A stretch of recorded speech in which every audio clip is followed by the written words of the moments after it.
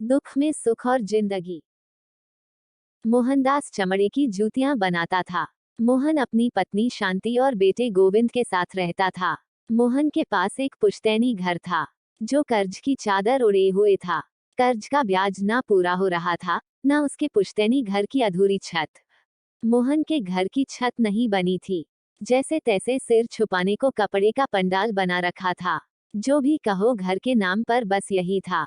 मोहन का परिवार 2 वक्त की रोटी जैसे तैसे खा पाता इतनी खराब थी कि कभी कभी भूखे ही सो जाते। मकान की छत बनाना तो उसके लिए अगले जन्म की ही बात थी। फिर भी मोहन चाहता था कि कैसे भी करके छत बन जाए। सच मानो तो यह मोहन का इकलौता सपना था जो पूरा होता ना दिखाई दे रहा था। गरीबी तो मानो मोहन से ऐसे जुड़ गई थी जैसे जन्मों जन्मों से उसका साथ हो। मोहन का परिवार गांव से कटा हुआ था। अछूत होने के कारण उसे लोग ज्यादा मुंह नहीं लगाते थे। ना कोई दोस्त, ना कोई सगा, बस उसकी पत्नी शांति और बेटा गोविंद। गांव वाले बस उसको तभी बुलाते जब गांव में कोई मवेशी मर जाता। मोहन का काम था कि जो मवेशी मरे उसकी लाश को दफनाने के लिए जंगल ले जाए। मोहन को उसके बदले थोड़ा अनाज मिल जाता था। मरे हुए जानवर की चमड़ी निकालकर सुखाकर उसकी जूतियां बनाना। लेकिन मरा हुआ जानवर जिसका होता, उसको एक जोड़ी जूती बनाकर देनी पड़ती, वह भी मुफ्त में। सूखा पतला शरीर, आंखें धंसी हुई, झुके कंधे, साफ साफ बोल रहे थे कि गरीबी बेहद है। बिना छत वाले मकान का मलाल अलग से। शांति सुबह जल्दी नहाती ताकि कोई देख ना ले शांति को। शर्म आती, मगर किससे शिकायत करें। मोहन भी जानता था उसका अधूरा सपना कभी पूरा ना हो सकेगा। वो कभी उसके घर की छत पूरी ना बना पाएगा। शांति जानती थी कि मोहन घर की अधूरी छत पूरी करवाना चाहता है, लेकिन वह भी क्या करती। गरीबी का तमगा उनके माथे पर लगा दिया गया था। वह भगवान को बहुत कोसती उनकी ऐसी हालत के लिए, फिर सोचती पिछले कर्मों का फल होगा। बहुत दिन हो गए थे गांव में कोई जानवर मारा ना था। उनके घर में बहुत कम अनाज बचा था। पेट काट काट कर बचा रहे थे। मोहन को गांव में और कोई काम मिलता भी ना था। अछूत होने के कारण कोई उसे अपने खेत पर मजदूरी के लिए भी नहीं रखता। जहां गांव वालों ने मोहन को पूरे गांव से दूर कर रखा था, वही गांव वालों को शांति से कोई बैर नहीं था। शायद उसका कारण शांति की खूबसूरती और गांव वालों की हवस थी। शांति बहुत पतिव्रता नारी थी। गरीबी की आग ने उसकी पवित्रता को खराब नहीं किया था। अक्सर साहूकार गरीबों की बहन बेटियों को अपनी हवस का शिकार बना लेते थे। खैरियत थी कि मोहन का परिवार अभी तक ऐसे भेड़ियों से बचा हुआ था। आज पूरा 1 सप्ताह हो गया था। शांति ने भर पेट खाना नहीं खाया था। बस जो मिलता गोविंद को खिला देते थे। सच में भगवान ने आंखें मूंद ली थी। उनको मोहन शांति का दर्द नजर नहीं आ रहा था। एक रात मोहन और उसका परिवार सो रहा था। अचानक मौसम बिगड़ा, तेज हवाएं चलने लगी। मोहन और शांति बेटे के साथ छप्पर की बनी छत के नीचे कोने में बैठ गया। अंधेरी काली रात, मानव काली अमावस्या हो। हवाई और तेज हुई, छप्पर उड़ गया। खुला आसमान, तेज आंधी और मोहन का परिवार गोविंद ये सब देखकर डर गया। शांति ने उसे अपनी गोद में छुपा लिया। तेज हवाओं के साथ बारिश ने भी अपना रौद्र रूप दिखाना शुरू कर दिया। शांति और गोविंद कांप रहे थे। मोहन की आंखें भर आई थी। मोहन जानता था कि उसके पास जो कुछ भी था वह भी बह गया। अब खोने को कुछ नहीं था। पूरा आसमान में बिजली की कड़कड़ाहट से भर गया था। मोहन समझ गया था कि शांति और गोविंद बहुत घबरा गए हैं। ऐसा लग रहा था मानो यह बारिश आज सब कुछ बहा ले जाएगी। कमजोर और ऊपर से इतनी तेज बारिश।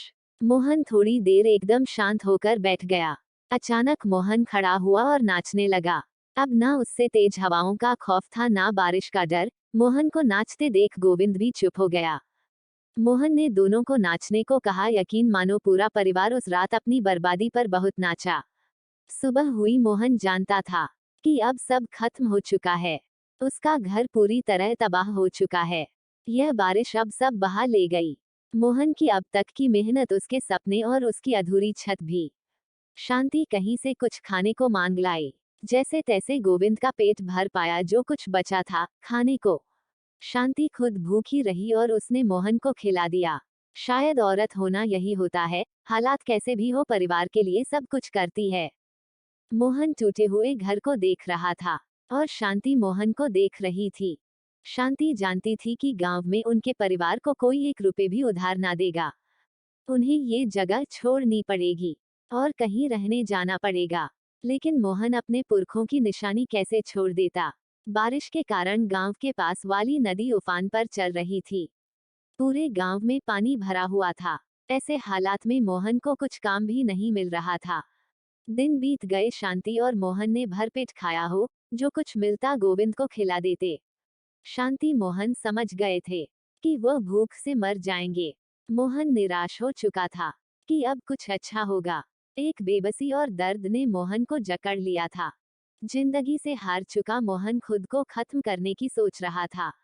बार बार खुदकुशी के ख्याल आते, फिर शांति और गोविंद का चेहरा सामने आ जाता। गरीबी की घुटन और परिवार को सामने भूख से मरता देख मोहन अंदर तक टूट चुका था। शांति समझ गई थी कि मोहन कुछ गलत करने वाला है। उसने मोहन को गले लगाया और कहा वह मोहन के साथ खुश है और हालात कैसे भी हो, वह हमेशा उसके साथ रहेगी। तभी मोहन ने देखा कि कोई उसे बुला रहा है। मोहन ने देखा गांव के लोग आए हैं। मोहन एकाएक डर गया। मोहन ने धीमी आवाज में पूछा, क्या हुआ? मुझसे कोई गलती हो गई है?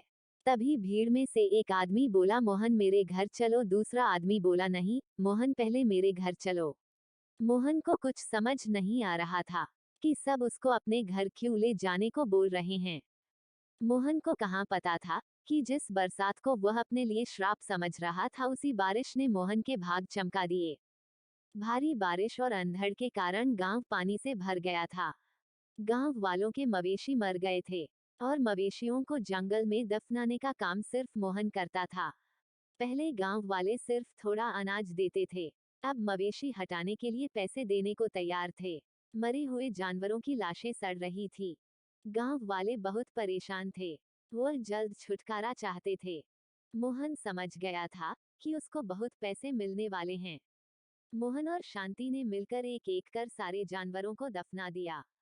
उन्होंने जूतियां बनाने के लिए चमड़ा भी नहीं निकाला। गांव के लोगों ने मोहन को पैसा, अनाज, कपड़ा, बहुत कुछ दिया। अब मोहन के पास इतने पैसे आ चुके थे कि वह अपना टूटा हुआ घर ठीक करवा सके। अनाज इतना था, 2 साल तक खाए तो भी कम ना हो। और शांति को सब सपने जैसा लग रहा था। शांति और मोहन समझ चुके थे कि जो बरसात उनके लिए काल बनकर आई थी, उस बरसात ने उन्हें नया जीवन दे दिया। और ऐसे मोहन की अधूरी छत पूरी हो गई। हेलो दोस्तों, आप सबका इस चैनल पर बहुत बहुत स्वागत है और आप सबसे प्रार्थना है चैनल को सब्सक्राइब कीजिए और साथ में लाइक शेयर भी करें।